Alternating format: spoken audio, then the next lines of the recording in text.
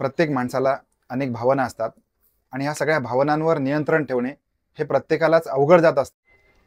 त्यातल्या त्यात वासना ही भावना आहे. या भावनेवर नियंत्रण ठेवणं हे सगळ्यात कठीण काम आहे. त्याच्यामध्येच आलेला हा सोशल मीडियाचा वापर आणि सोशल मीडियावर वेगवेगळे अंगविक्षेप आणि जे हवंय जे नकोय त्या सगळ्या गोष्टी सोशल मीडियावर आपल्या डोळ्यांना नेत्रसुख देत असतात. एका क्लिकवर आपल्याला या अनेक गोष्टी या ठिकाणी बघायला मिळू शकतात. त्याच्यामध्येच आजकालच्या तरुणांचं वाढलेलं वय, लग्नाचं वाढलेलं वय आणि वेळेत लग्न न होणे, त्याच्यामुळे यांची जी कामवासना आहे ही कामवासना कुठे ना कुठेतरी या ठिकाणी बाहेर निघत असते. आणि जर का हीच कामवासना चुकीच्या ठिकाणी जर बाहेर पडली तर किती मोठा प्रसंग ओढवू शकतो हे आपण या आजच्या घटनेमधून बघणार आहोत.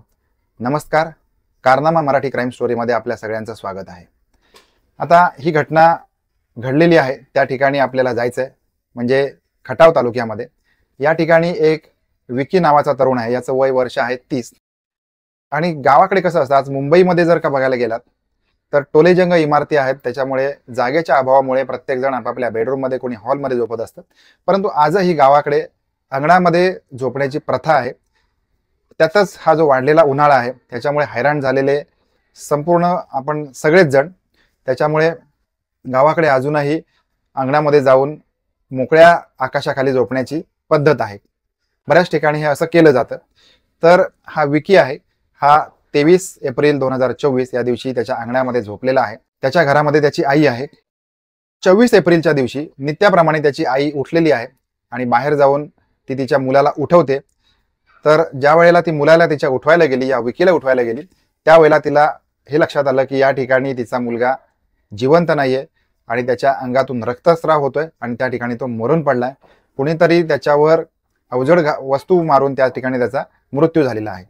आता हे सगळं बघून ती त्याची आई घाबरलेली आहे. तिने अकांड तांडव केलाय, ती रडायला लागलेली आहे. हे सगळं बघून आजूबाजूचे गावकरी त्या ठिकाणी आलेत. आतापर्यंत सगळ्यांना माहिती झालंय की या ठिकाणी काय घटना घडलेली आहे. त्याच्यामुळे ताबडतोब पुसेगाव पोलीस स्टेशनला फोन गेलाय. पुसेगाव पोलीस स्टेशनचे पोलीस अधिकारी आणि कर्मचारी या ठिकाणी हजर झालेत. हा जो तरुण आहे विकी, याचा व्यवसाय काय आहे, हा कामधंदा काय करतोय, तर हा मजूर आहे आणि कुठेतरी कॅटरिंगच्या कामाला जा, कुठे कुणाच्या गवंडीच्या कामाला जा, असं करून यांचा उदरनिर्वाह चालू आहे. याच्या आईचं आणि याचं जीवन याच्यावर चालू आहे. आता एका मजुराचा खून कोण करेल, या मजुराला कोण मारेल, हे सगळे प्रश्न पोलिसांसमोर होते आणि पोलीस या दृष्टिकोनातून पोलिसांचा तपास देखील चालू होता. गरीब तरुणाचा, ज्याचा हातावर पोट आहे, या व्यक्तीला कोण मारेल आणि याचा खून कशा प्रकारे झाला असेल, याला नक्की कोणी मारला असेल, याचा पोलिसांना शोध घ्यायचा होता. त्याच्यामुळे मग पोलिसांनी वेगवेगळ्या अँगलनी या तपासाला सुरुवात केली.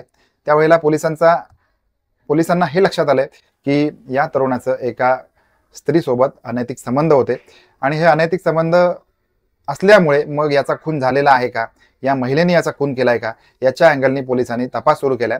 त्यावेळेला मग पोलिसांच्या एक गोष्ट लक्षात आले की ज्या स्त्रीचे याच्यासोबत संबंध होते, या विकीसोबत संबंध होते, त्या स्त्रीचे दुसऱ्या एका तरुणासोबत देखील संबंध होते. आणि मग पोलिसांची जी तपासाची दिशा या ठिकाणी बदललेली आहे. आता हा तरुण कोण होता आणि याने याचा खून केला होता का, तर या तरुणाचं नाव आहे विकास आणि याचं वय वर्ष आहे 28. मग या तरुणाने याला मारलेला आहे का, या सगळ्या अँगलनी पोलिसांनी तपास करायला सुरुवात केली. त्यावेळेला मग पोलिसांनी या स्त्रीला, तसंच हा जो तरुण आहे विकास वय वर्ष 28, याला देखील ताब्यात घेतलंय आणि यांच्याकडे चौकशी केली असता पोलिसांना लक्षात आलंय की या विकासने याचा खून केलाय, या विकीचा खून केलाय. रात्री अवजड वस्तूने त्याच्या डोक्यामध्ये प्रहार करून मग याला ठार मारलेलं आहे. पण हे ठार मारण्यामागे याचं कारण काय होतं, यांचा पैशाचा वाद होता की इतर काही होतं, हे पोलिसांना जाणून घ्यायचं होतं. तर यावेळेला हा जो जबाब आहे या विकासने दिलाय की ही जी स्त्री आहे, ह्या स्त्रीचे संबंध जसे त्याच्यासोबत होते त्याचबरोबर त्या स्त्रीचे संबंध या विकीसोबत देखील होते आणि हे संबंध या विकासला सहन झाले नाहीत. त्याच्यामुळे मग याने हा निर्णय घेतलाय आणि याला या ठिकाणी ठार मारलेला आहे. एका स्त्रीचे संबंध 2 पुरुषांबरोबर, 3 पुरुषांबरोबर असणे हे आजकाल अत्यंत प्रकार वाढलेले आहेत आणि समाजामध्ये अशा प्रकारे आपल्याला वारंवार वेगवेगळ्या ठिकाणी या गोष्टी कानावर येत असतात, दिसत असतात. परंतु 2 पुरुषांबरोबर संबंध असण्यामुळे खून होणे ही अत्यंत दुर्दैवाची बाब आहे. आता अशा स्त्रिया असतात ज्या या समाजामध्ये हे विष पसरवत असतात, जेणेकरून यांचं तर पोट भरत असतं, पोट भागत असतं, यांचा पोटापाण्याची सोय होत असते, यांच्या कामवासनेची सोय होत असते. परंतु या प्रकारे एकापेक्षा जास्त व्यक्तींची संबंध ठेवल्यामुळे, शारीरिक संबंध ठेवल्यामुळे अशा प्रकारे एका व्यक्तीला याच्यातून जीव गमवावा लागतो. इथून मागच्या काही भागांमध्ये आपण हे बघितलंय की अशा प्रकारे 2पेक्षा जास्त स्त्रियांची संबंध ठेवल्यामुळे, 2पेक्षा जास्त पुरुषांची संबंध ठेवल्यामुळे काय घटना घडलेल्या आहेत किंवा कशा प्रकारे अनेक व्यक्तींना मरण पत्करावं लागलेलं आहे, यांचे खून झालेले आहेत, हे आपण या माध्यमातून बघितलेलं आहे. अशा स्वरूपामध्ये एका व्यक्तीचे अनेक व्यक्तींसोबत जर का संबंध असतील तर हे टाळायचे कसे किंवा याच्यातून काय मार्ग काढता येईल हे आपण सगळ्यांनी मिळून समजून घेतलं पाहिजे. कारण दिवसेंदिवस जर का ही कीड वाढत गेली तर संपूर्ण समाज या ठिकाणी धोक्यात येऊ शकतो. अनेकांना याचे प्राण गमवायला लागू शकतात.